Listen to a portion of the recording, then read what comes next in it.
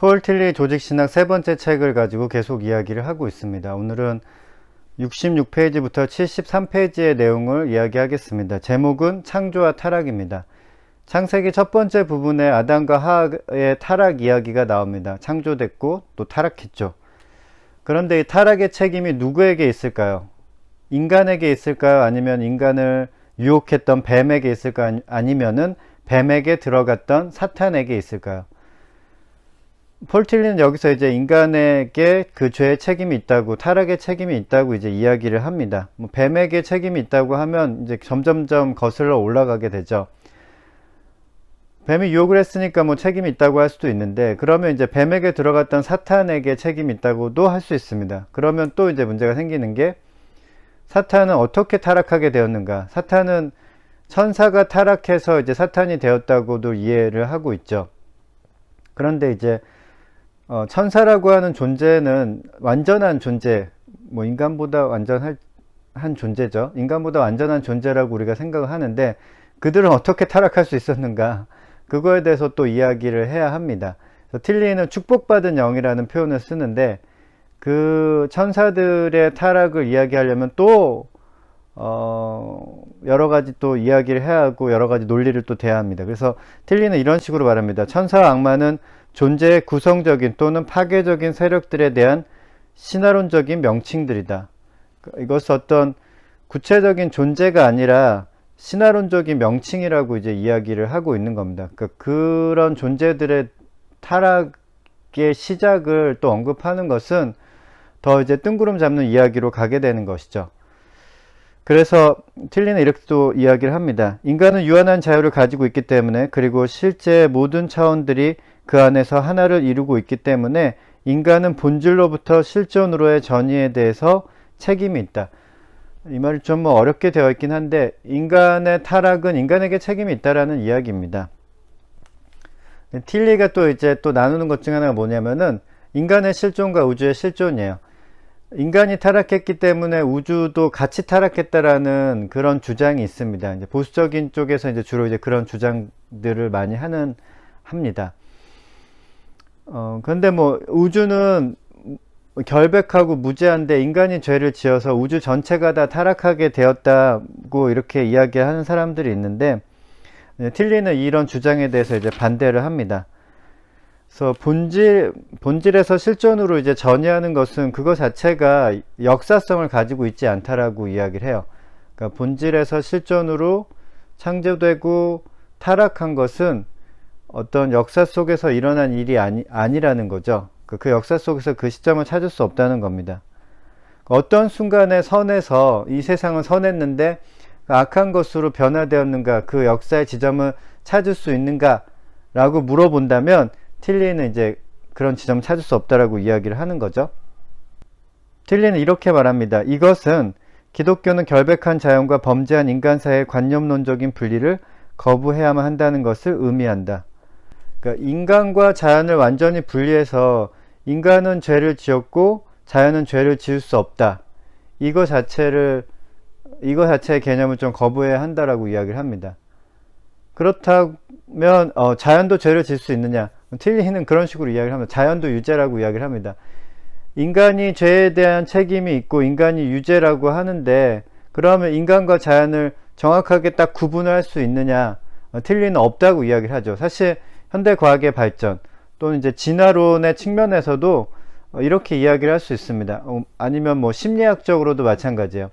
그러니까 인간과 자연을 완전히 이렇게 딱 구분을 할 수가 없는 거죠. 그래서 몇 가지 이유에 대해서 이제 틸리가 이야기를 하는데, 한 4가지 정도 이야기를 합니다. 그래서 한 가지만 예를 들어보면, 인간의 발달 과정에 있어서 동물적인 예속과 인간적인 자유 사이에는 어떠한 절대적인 비연속성도 없다는 것이 제시될 수 있다. 그래서 틸리가 이제 계속 이야기하는 것 중에 하나가 뭐냐면은 도덕적인 자유와 비극적인 운명이라는 게 있다는 거죠. 도덕적인 자유 이쪽이라고 하죠. 도덕적인 자유를 너무 강조하다 보면은 비극적인 운명이 없다고 생각을 해보세요. 그러면 인간이 지은 모든 죄에 대한 책임이 있는 거예요. 인간이 범죄자가 되는 경우에는 그 모든 책임이 인간에게 있다고 할 수 있습니다. 인간에게 이제 도덕적인 자유만 있다고 생각하면요. 이게 이제 펠라기우스가 이야기한 바입니다. 펠라기우스는 이제 아우구스티누스와의 이런 논쟁을 통해서 펠라기우스는 이제 거부되었죠. 정통 기독교에서는 펠라기우스의 이론을 거부했습니다. 인간이 온전한 자유가 있어서 인간이 죄를 짓는 것은 다 인간의 책임이다라고 하는 것은 이제 기독교에서 거부하는 이론입니다. 반박하는 이론이고요. 그 다음에 또 다른 측면이 있습니다. 비극적인 운명만 있다, 인간은. 그래서 인간은 죄를 지을 수밖에 없다. 악한 사람은 악한 사람일 수밖에 없다. 선한 사람은 선한 일을 할 수 있고,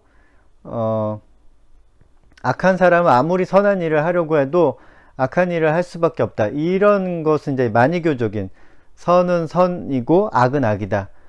선과 악은 완전히 구분되어 있다라고 하는 게 이제 만이교적인 주장인데, 이런 주장도 이제 기독교 정통 기독교에서는 이것을 이제 반박하고 거부합니다. 그러니까 두 가지가 다 있는 거죠. 인간의 도덕적인 자유도 있는 거고 비극적인 운명도 있는 겁니다. 두 가지 중에 한 가지를 강조하는 것을 정통 기독교에서는 이제 그것을 거부합니다. 그러니까 인간에게는 자유와 책임도 있고 인간에게는 비극적인 운명도 있습니다. 틸리에는 자연도 유죄다라고 이제 주장을 하고 있는 겁니다. 인간만이 유죄가 아니다. 자연은 결백하고 인간만 유죄인 것이 아니라 자연에게도 책임이 있다. 그러면서 성서에서 그 근거를 또 댑니다. 이런 식으로 이사야가 새로운 시대 때 자연계에 평화가 있을 것이라고 예언했던 것은 주목할 만한 가치가 있다. 이로써 그는 자연계를 결백한 것으로 보지 않으려 했음을 나타냈다. 그것뿐만 아니라 창세기 3장이나 사도 바울의 경우에서도 자연이 결코 결백하지 않다라는 것을 이야기합니다. 자연도 유죄라고 하는 거죠. 인간과 자연은 서로 떼려야 뗄 수 없는 그런 관계이다. 그것을 이야기하고 있습니다. 그러니까 인간이 유죄고 자연은 무죄다. 또 아니고 반대의 경우도 자연은 유죄인데 인간은 무죄다. 이것도 아니고 둘 다 이제 책임이 있는 것인데 이 유죄에 대한 책임, 자유에 대한 책임이 있는 것인데 인간과 자연은 서로 긴밀하게 연결되어 있다라고 이야기를 하고 있습니다.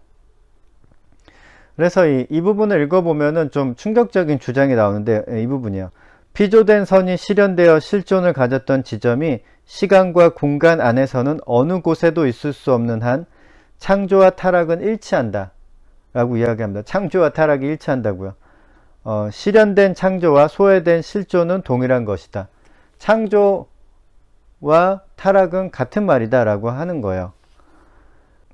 그러나 만일 신생아가 창조되었다면 그는 실존적인 소외 상태에 떨어지게 된다. 이것이 창조와 타락이 일치하는 지점이다. 그러니까 아이가 새로 태어나게 되면 아이가 이제 창조되는 순간이죠. 새롭게 이제 나타난 거죠, 아이가. 그런데 이제 그 창조의 순간이 동시에 그 소외 상태로 떨어지는 타락의 시점이기도 하다라는 것이 이 폴 틸리의 주장입니다. 좀 충격을 받을 수 있는 주장이죠. 왜냐하면 창조와 타락이 같은 것이다 라고 이야기를 하고 있으니까. 다시 또 이야기를 하자면 본질에서 실존으로 전이를 하는데 사람은 새로 태어나면서 전이를 하게 되는데 이 전이 상태가 소외 상태이고 타락 상태라고 하는 거죠. 그러니까 인간은 태어나면서 동시에 소외 상태에 빠지게 되고 이것이 타락이기도 하다라는 것이 이제 틸리의 주장입니다. 오늘은 여기까지.